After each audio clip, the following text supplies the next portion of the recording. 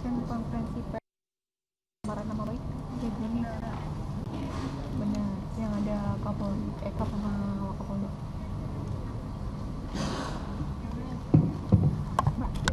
Mbak, nanti untuk yang live sama Okta, Mbak, aku soalnya ngambil konteksnya. Baik rekan-rekan, akan saya mulai ya. Aku ngambil konteksnya, kalau live reportnya nanti sama Okta. Baik, bismillahirrahmanirrahim.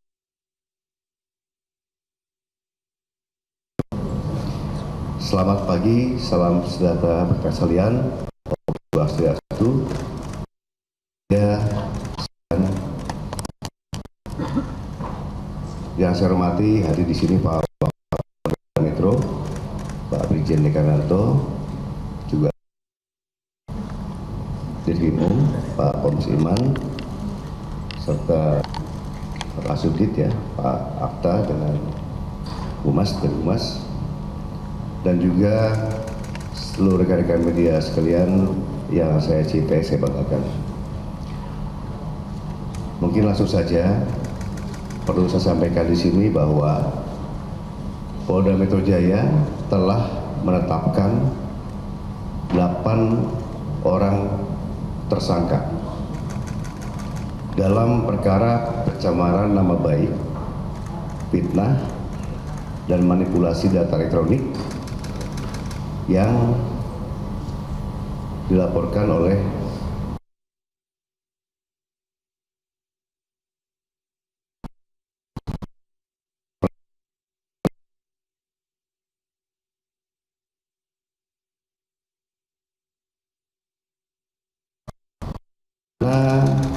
proses tersebut ahli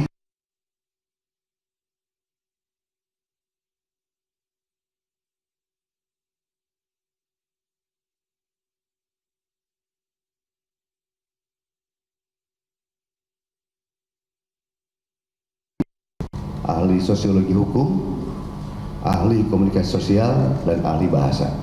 Itu yang sebagai saksi ahli. Selanjutnya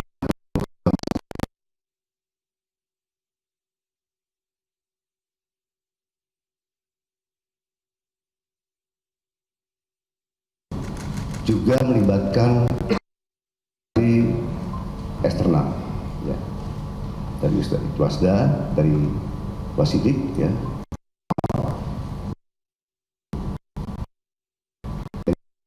pendidikan yang komprehensif, ilmiah, bagi ahli dari bidangnya masing-masing. Berdasarkan hasil penyidikan, kami menetapkan sebagai tersangka yang kami bagi dalam 2 klaster, antara 5 tersangka dari klaster pertama yang terdiri atas MR, RE, dan DH. Untuk tersangka 310 dan atau pasal 11 dan 16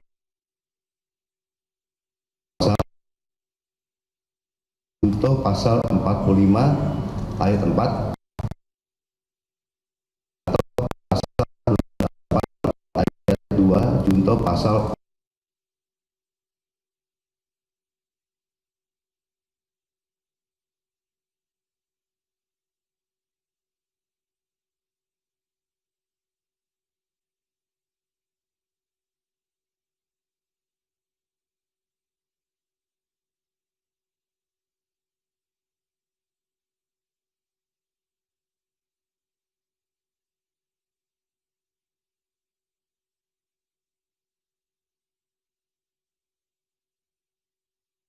atau pasal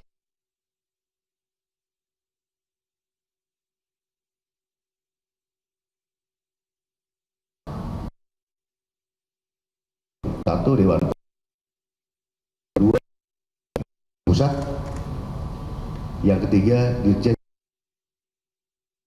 dari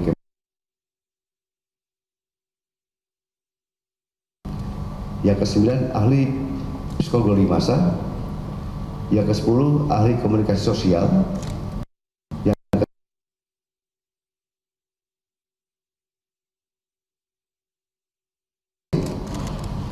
Selain itu, penyidik juga telah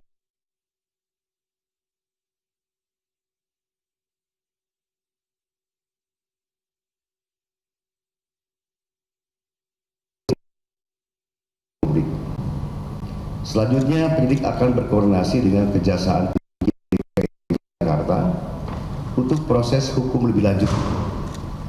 Pada kesempatan ini, kami tegaskan bahwa penanganan perkara yang kami lakukan murni proses penegakan hukum. Kemudian seluruh tahapan juga dilakukan secara profesional, transparan, dan akuntabel.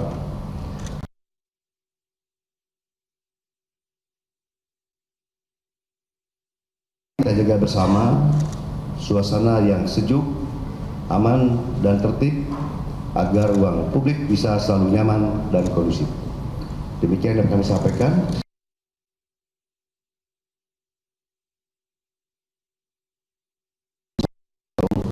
Namun, terima kasih. Mungkin silakan dari rekan-rekan media, mungkin ada yang mau ditanyakan.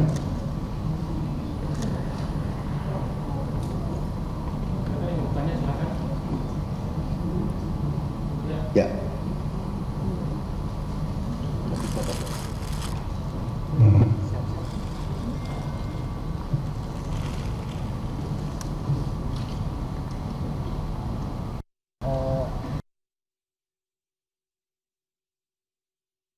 Ingin saya tanyakan pertanyaan ringan saja.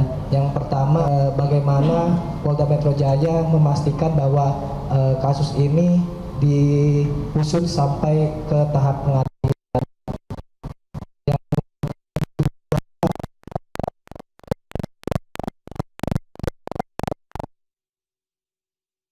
Bukan oleh Bareskrim, sidik oleh Polda Metro Jaya, itu kan ada kaitannya gitu loh. Pada saat Bareskrim mengumumkan bahwa tidak ada unsur aliansi masyarakat itu, apa yang membuat kasus ini terbilang lama dalam proses penyidikan? Apakah itu kaitannya dengan unsur pasal yang disangkakan oleh Polda Metro Jaya terhadap para terlapor atau seperti apa gitu? Terima kasih.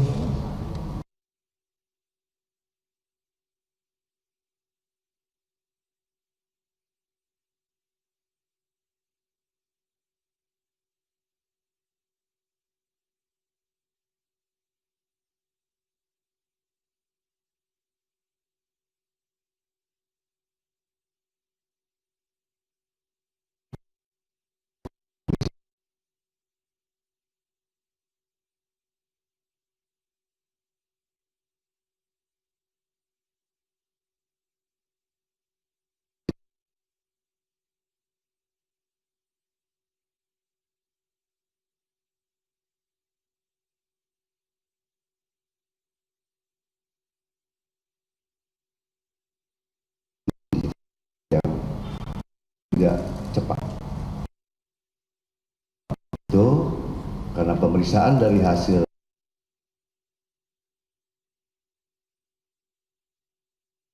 baru selesai minggu kemarin, nah, sehingga kita bisa menetapkan sesuai dari apa yang menjadi hasil pemeriksaan dari laboratorium forensik tersebut, menetapkan untuk proses lebih lanjut. Demikian. Pemirsa, kita baru saja sama-sama menyimak konferensi pers dari Polda Metro Jaya yang baru saja menetapkan 8 orang sebagai tersangka kasus ijazah palsu Presiden ke-7 Republik Indonesia Joko Widodo. Ke-8 tersangka terbagi ke dalam 2 klaster. Silakan Pak Riki bisa menambahkan. Terima kasih Jenderal, mohon izin Pak Bil yang sampai mengenai 12 yang awal dilaporkan dalam proses penyidikan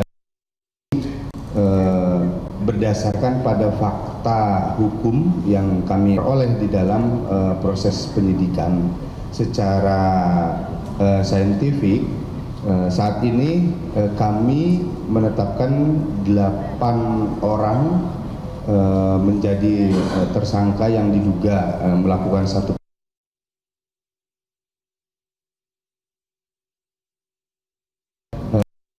Bagaimana selanjutnya proses penyelidikan ini berjalan, tentunya kami juga sebagai sebuah kesatuan bersama-sama dengan Jaksa Penuntut Umum dalam criminal justice system, kami terus melakukan koordinasi berkaitan dengan perkembangan penanganan perkara ini, ya tentunya dalam hal penuntutan dihadap di sidang peradilan bisa memberikan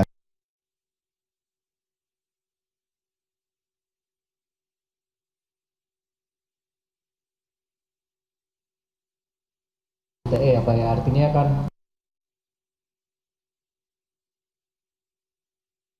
baik. Terima kasih Mas dari CNN ya. Terkait dengan kewenangan yang diberikan oleh undang-undang terhadap penyidik dengan penahanan, tentunya ada beberapa pertimbangan yang akan diberikan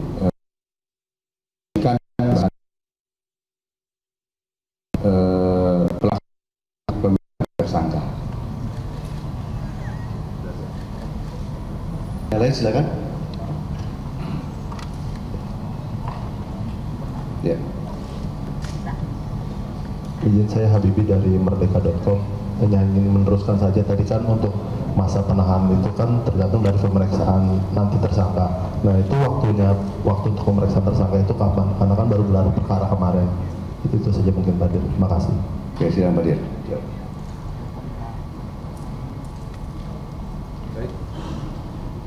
Terima kasih. Tentunya kita setelah ini akan mengirimkan surat panggilan kepada yang bersangkutan. Kami berharap mudah-mudahan dari para tersangka bisa memenuhi panggilan kami sehingga hak yang bersangkutan sebagai warga negara untuk menyampaikan klarifikasinya dalam bentuk berita acara dipenuhi.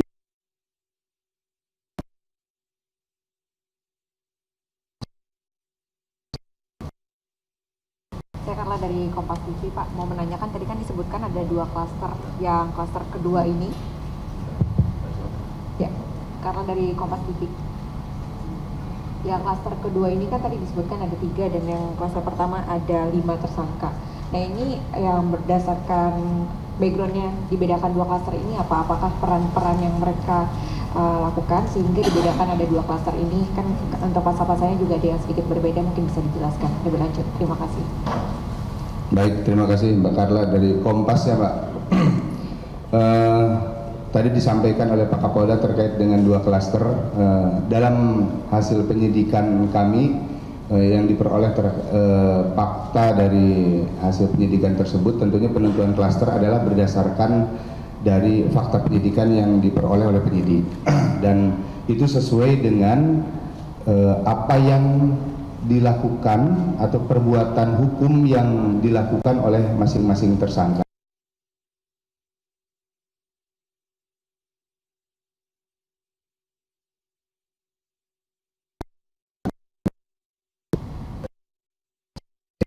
Saya rasa cukup ya. Itu yang dapat kami sampaikan. Itu saja yang dapat kami sampaikan ya. Terima kasih. Saya terima kasih.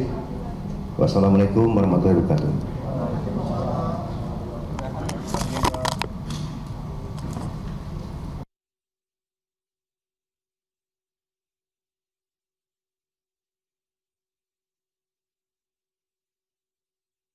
Jelajahi cara baru mendapatkan informasi. Download Metro TV Extend sekarang.